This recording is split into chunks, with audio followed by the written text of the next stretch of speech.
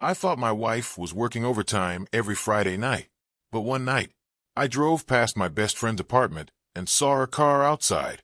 That's when everything changed. My name's Daniel. I'm 32, and until 6 months ago, I thought I had the perfect life.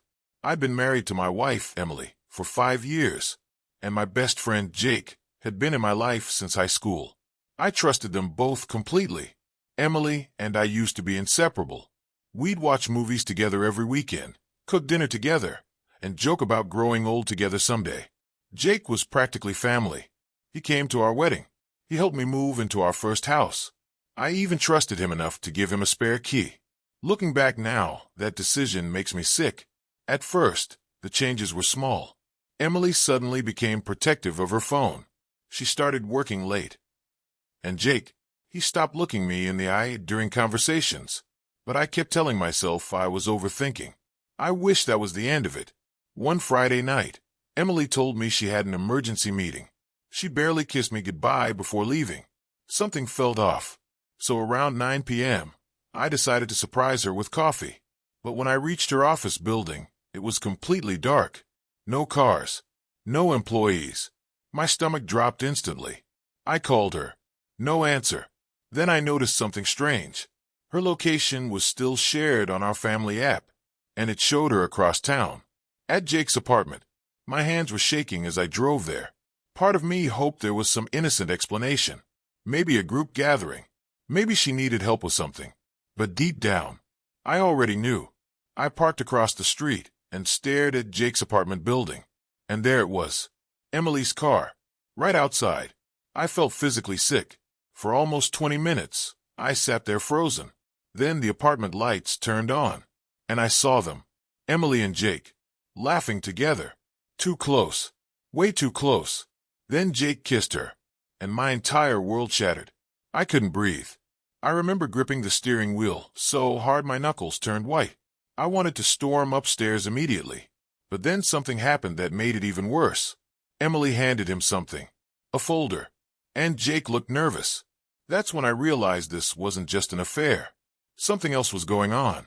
The next morning, I pretended everything was normal.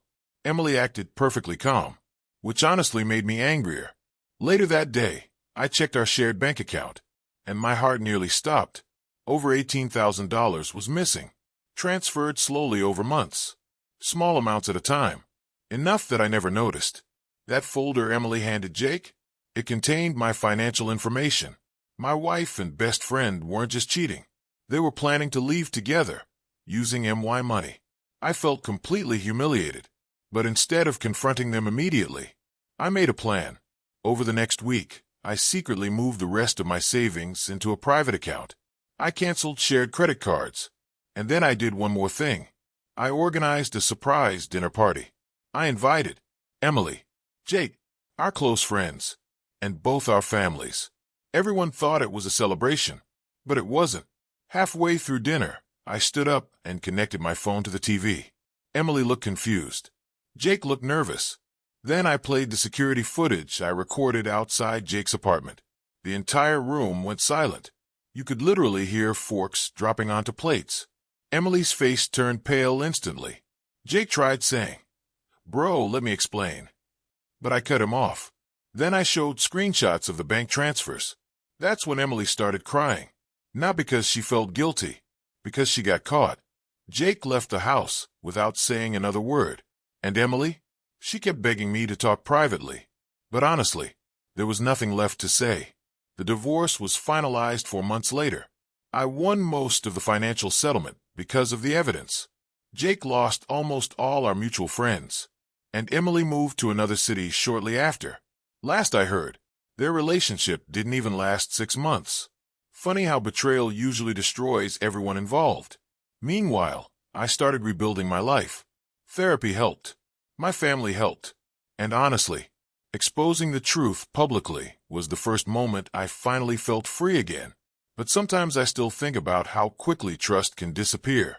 One betrayal can destroy years of love and friendship overnight.